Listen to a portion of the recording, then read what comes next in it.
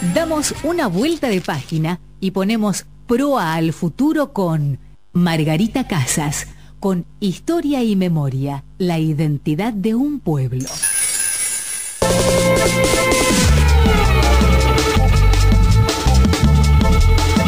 Exactamente, ya estamos saludando a Margarita Casas como cada martes. Un gusto, Margarita, ¿cómo estás? Hola, ¿cómo estás, Marcelo? Y no, en este momento no estoy muy bien. A ver, ¿qué pasó? Haberlo escuchado a Lautaro recién me conmovió muy fuerte. Sí. Realmente es problemático lo que estamos viviendo, pero no dejamos de sentirnos sumamente agradecidos por todos aquellos soldados que estuvieron en ese conflicto.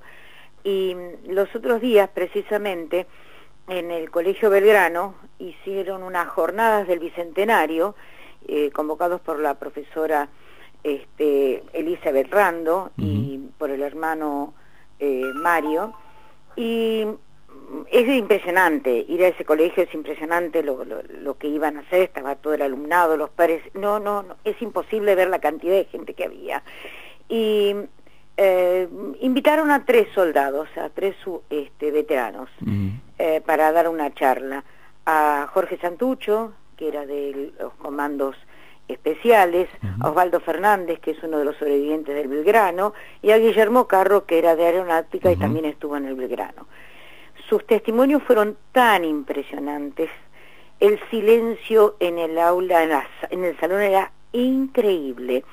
Así que dentro de todo eso, de estas tristezas que uno ve y de este amedrentamiento que nos hacen los británicos y siguen, uno se siente diciendo, bueno, él se ha defendido a la patria con honor y siguen haciéndolo con una total altitud que es maravilla. Pero bueno, realmente me puso, es muy fuerte lo que se escuchó. Así que, sí, y tiene conceptos muy conceptos, digamos, claros en el sentido de lo que ha vivenciado, ¿no? En su condición también de veterano, por ahí conceptos que hay frases, viste, que te dejan regulando, digamos, ¿no? Vos sabés que yo cada vez que escucho cada uno de los testimonios de ellos, siempre voy anotando las frases, porque son increíbles, y las estoy poniendo en cada uno de los paneles donde ellos estuvieron ofrendando su vida, porque ellos dicen que no son héroes porque no dieron su vida, pero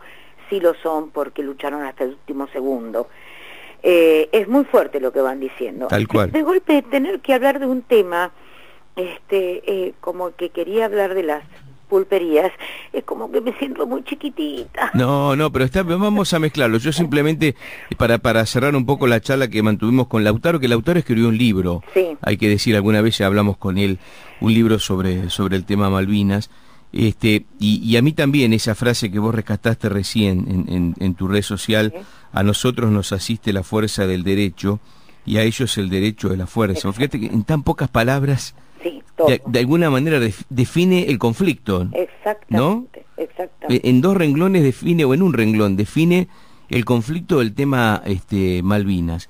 Pero bueno, son las cosas que se van presentando, y él también tenía una frase que hicimos recién alusión con el colega Mariano Yanacone, que él se encarga en Córdoba y la región desde un diario a difundir todos los temas de Malvinas. También en otra oportunidad aquí en nuestro programa, Lautaro nos había dicho de que la cuestión Malvinas tiene una temporada alta y una temporada baja. Sí, ¿no? Lamentablemente, y es otro dato que es cierto, digamos, ¿no? Que se habla mucho de Malvinas un poco antes del 2 de abril y un poco después, y después se olvidan. Exactamente. Sí, porque incluso promesas que se hacen y que nunca se cumplen. Sí, verdad, tal cual. Ya está, desfilaron, está todo bonito y no se terminan de cumplir. Valga para los que me escuchen. No, pero está claro, pero es la verdad, porque también hay una utilización, y esto también lo hablamos con veteranos, hay una utilización mediática. Sí. Porque los misiles en Malvinas es una venta mediática de algunos medios, te lo digo como periodista, más allá de que detrás de todo esto está la cuestión de Malvinas tan cara a nuestros afectos y a nuestros sentimientos, pero hay una utilización mediática y también hay una utilización política. Todos los presidentes que tuvimos en la Argentina después del conflicto de Malvinas quisieron, entre comillas, recuperarlas ¿Mm? Sí. Con palabras, no sé si con acciones, pero con discursos seguros. Se había logrado un convenio importante, pero se murió el presidente y el canciller en ese momento. Exactamente, así que ni esa suerte tuvimos. Ni esa suerte. Exacto. Bueno, Marga, pero dale, vamos a cambiar de tema porque no porque no nos interese y no sabés que lo llevamos muy adentro y vos fundamentalmente en tu tarea en el Museo Malvinas aquí en Lomas, pero nos ibas a hablar de las pulperías, de una investigación que tuviste acceso y que nos gustaría que nos cuentes algunos detalles. Es una investigación que no es exactamente mía. Yo le pongo mi pizquita de museóloga nada más. Bien. O sea, este trabajo lo tomé un poco de varias personas, de varios integrantes del Instituto Histórico Municipal. Un poco un trabajo que me dio los otros días el escribano Carlos Fernández, que es miembro de número del instituto, y se llama Pulperías, Cafés y Clubes de Barrio en las Lomas de Zamora. Otro poquito lo tomé del arquitecto Moreno, que también es miembro del Instituto Histórico Municipal, miembro que no es el de número, pero bueno, pero es uno de los integrantes de la Comisión Nacional de Monumentos y Sitios Históricos y tiene trabajos hermosísimos hechos. Y otro poquitito de Juan Luis Stopini, también fue miembro del Instituto Histórico Municipal, pero a este último lo vamos a dejar para el martes que viene, cuando hablemos con otra persona, con Roberto Vicchio, que ha escrito un libro, y le dejé hoy picando una... Digo, ya que tenés tanto material y tanto archivo de Stopini, que fue miembro del instituto, ¿por qué no me buscás dónde estuvo ubicada la primer pulpería en Lomas, que era de Evaristo Grigera, que fue el primer pulpero? Así que bueno, esa la vamos a saber para el martes que viene. Perfecto. Ahora, ¿qué son las pulperías? ¿Qué eran las pulperías? Y las pulperías eran lugares donde en la campaña, alejados de los centros de servicios, abastecían y satisfacían las pocas necesidades que tenía la gente de campo, que estaban cerca de las estancias y que no tenían un acceso a la ciudad urgente porque estaban realmente alejados. Donde existía la yapa. Alguna vez creo que te conté la del café con leche, ¿no? Sí, ¿Te conté? sí, la contaste, pero si querés repetirla, que siempre Cuando los oyentes están atentos. Servían el café con leche con el plato y la taza grande, lo hacían rebalsar, y todo lo que rebalsaba y caía en el plato, esa era la yapa. Así que te tomabas la taza de café con leche y lo que sobraba también. Está bien. Y existía el cuaderno de anotaciones donde no se pagaba, se pagaba después. Claro. El fiador, el famoso libreta, ¿no? La libreta de la pulpería. Muy diferente a lo que eran los almacenes, en realidad, de ramos generales. Por ejemplo, en las pulperías, los patrones pagaban con vales, que se canjeaban, ahí en el lugar, o también utilizaban, como siempre, para reclutar soldados para la conquista o para la defensa de los campos. O también, más adelante, como punteros políticos para conseguir votos. Fíjate que siempre pasó lo mismo. Siempre pasó lo mismo, tal cual. Bueno, y los almacenes de ramos generales eran los que proveían de alimentos, de indumentaria, los insumos que necesitaban para el campo, que no se conseguían como se conseguían ahora. Era muy distinto, no había acceso tan fácil para eso. Acá también tuvimos almacenes de ramos generales, entonces vamos a ir un poquitito contando un poco. Tuvimos, por ejemplo, un almacén de ramos generales, lo que es Hipólito Yrigoyen y Pereira Lucena, donde está la estación de servicio ahora. Eso en 1852 fue un almacén que pertenecía a Rafael Portela, hermano de Francisco Portela, que fue el primer juez de paz, y ahí atrás había un despacho de bebidas. Adelante era un almacén donde uno podía encargar elementos para el campo, herramientas, indumentaria, calzado, y también se utilizó como aulas para dar clases a las primeras niñas del partido. Después tuvimos en la esquina, ahí nomás donde está la radio, ahí Sáenz y Azara, Sí. en la esquina, Ajá. también estuvo la pulpería. Mira. Era la última edificación que había con Sinochava. Ujú. Terminaba en esquina. Incluso dicen que hasta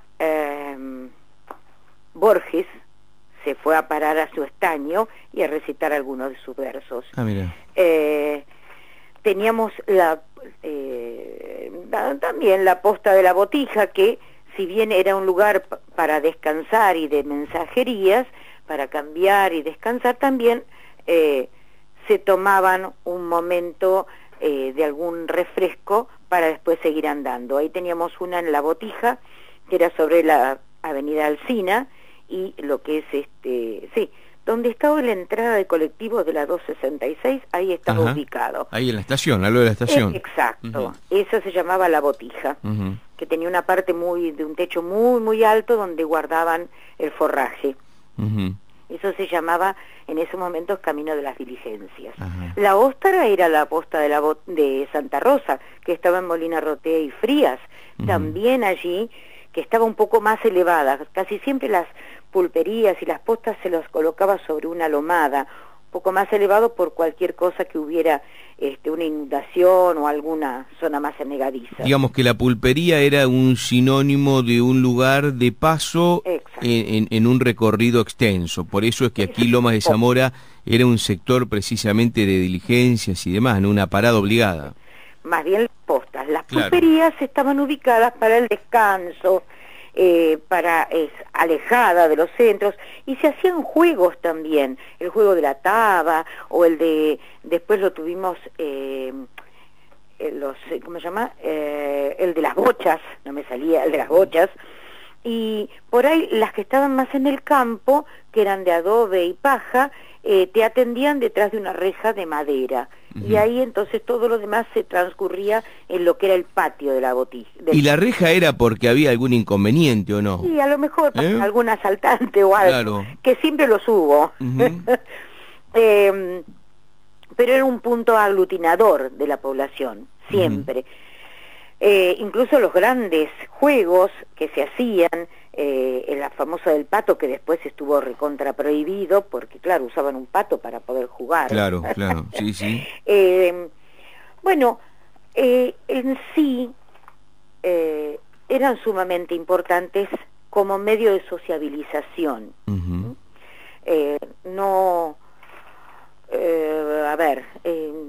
En ese descanso solían por ahí pedir algo para una caña, o el famoso vino Carlón.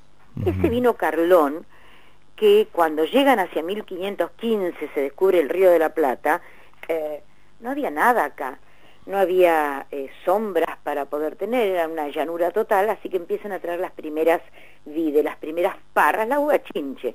Ujú. Pero para poder tomar los primeros vinos, fue el vino el Carlón el que vino acá, que era traído desde Castellón de la Plana, desde Valencia. Sí. Era Bernicarló, se llamaba. Ah, mira. Era un vino económico en realidad, porque el mejor salía de lo que es La Rioja, de la región de La Rioja en España. Ujú. Pero acá se había prohibido traer vides. Acá ellos tenían que comprar directamente el vino. Y acá durante 400 años se compró el vino Carlón a España. Ujú. Hasta que después, bueno, sí empezó a hacerse otro tipo. Y lo que caracterizaba a este vino Carlón, por eso sigo insistiendo, era que agregaban mosto cocido. Ajá. Y tenía mucho cuerpo y tanino. Esto vendría muy bien para Silvia Maruccio, que nos hable Claro. un poco, ¿no? Sí, ¿por qué no? Tal cual, tal cual. Ujú. Era fuerte y resistente, y por eso se lo diluía un poco con agua, y entonces lo llamaban clarete o carlete. Sí.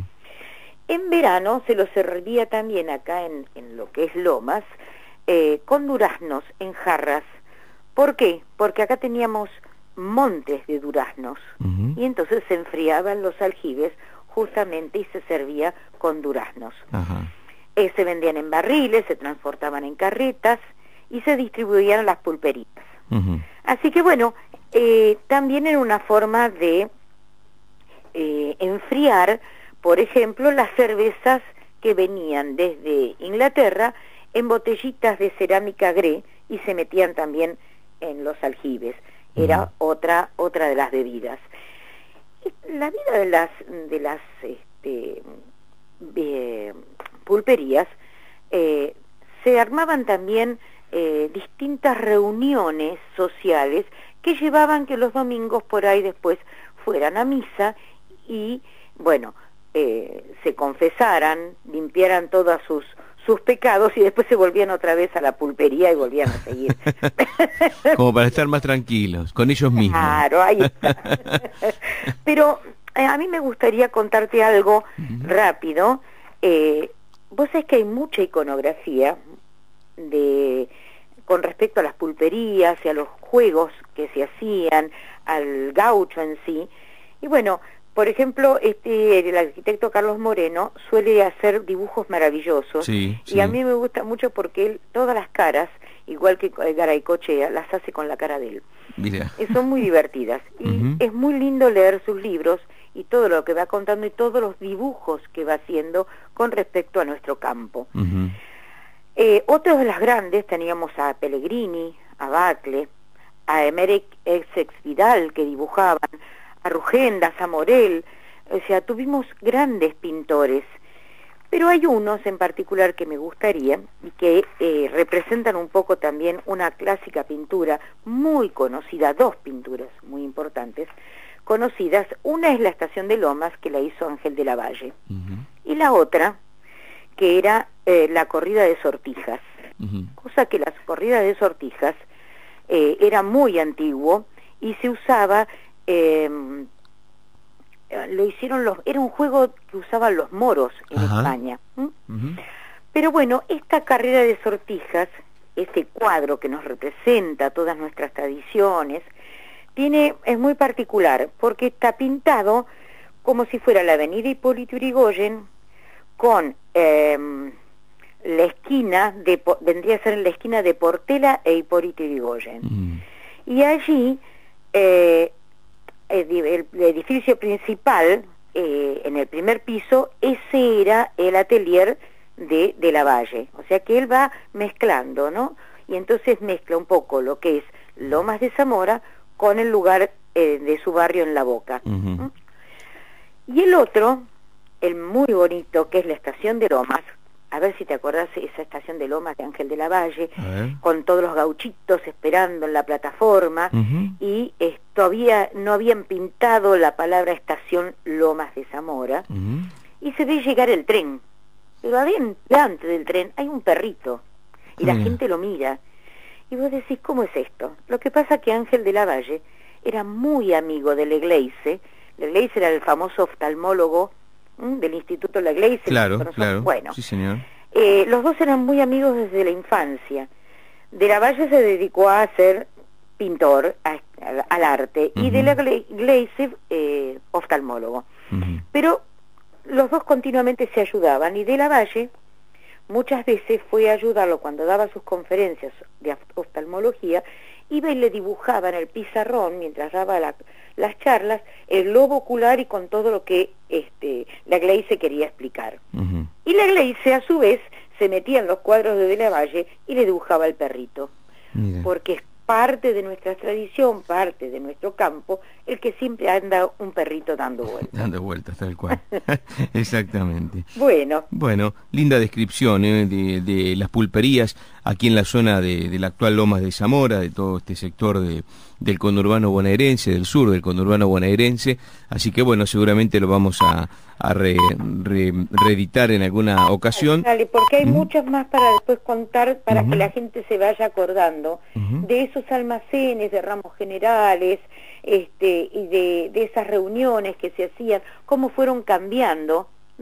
Y bueno, el trabajo de Carlos Fernández es muy muy lindo porque es una recopilación de todo esto, que todavía alguno que otro va quedando. Perfecto. Bueno, Margarita, seguimos el martes con un invitado, ¿no? Dale, sí, lo vamos a invitar a Roberto Vicchio. Un cariño, Margarita, buena semana. Un abrazo, gracias. Gracias. Buenas noches. Margarita Casas, como siempre, nos acerca la historia, la identidad de los pueblos, aquí en Proa al Futuro.